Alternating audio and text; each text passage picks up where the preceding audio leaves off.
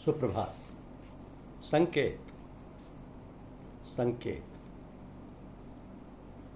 सूर्य और चंद्रमा दोनों प्रकाश देते हैं। सूर्य का प्रकाश उष्णता प्रदान करता है, चंद्रमा का प्रकाश शीतलता। एक दिन का प्रकाशक है तो दूसरा रात्रि का।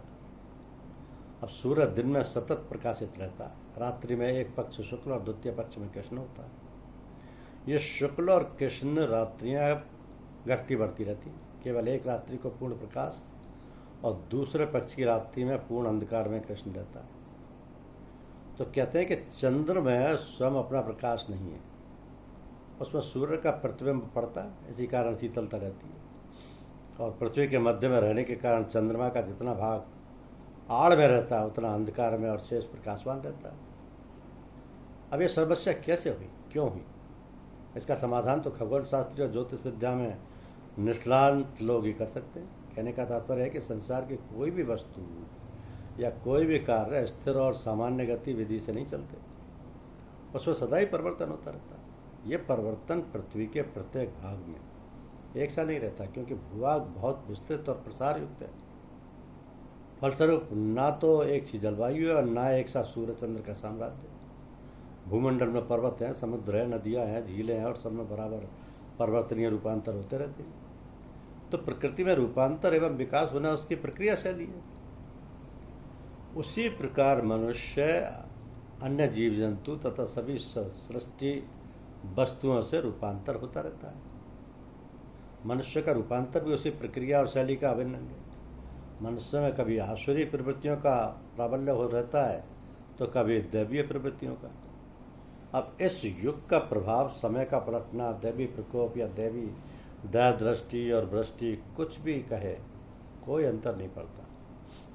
जो कुछ भी हो रहा वो तो एक नपे तुले नियम और विधि विधान के अनुसार होता रहता है।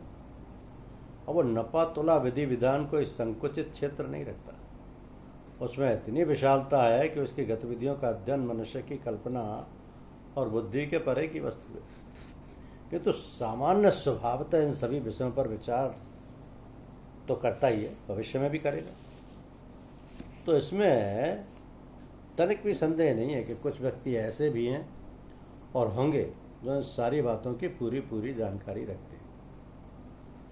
ऐसे बिरले जनसाधारण की दृष्टि में मिलने में नहीं आते। यद्यपि उनकी असाधारण प्रतिभा ज्ञान का प्रकाश कभी कभी किन्हीं सूत्रों द्वारा भाषित होता रहता है, जिससे जाना जा सके कि यह संसार रहस्यमय है और वे इस रहस्य के पात्र, दिग्दर्शक और निदेशक हैं।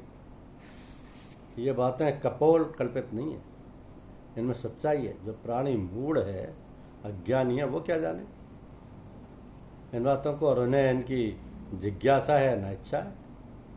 तो भोजन वस्त्रों की चिंता तथा बाल बच्चों के भरण पोषण में व्यस्त प्राणी की बुद्धि इधर सोचने व विचरने का अवकाश ही नहीं पाती है।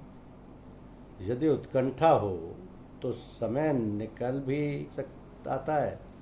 ऐसे लोगों में कुछ ऐसे प्राणी भी निकलते देखे गए हैं जो ये सब करते हुए बिल्कुल अलग, अछूते और एक नई दुनिया में, आध्यात्मिक जगत में विचरण करते रहते हैं।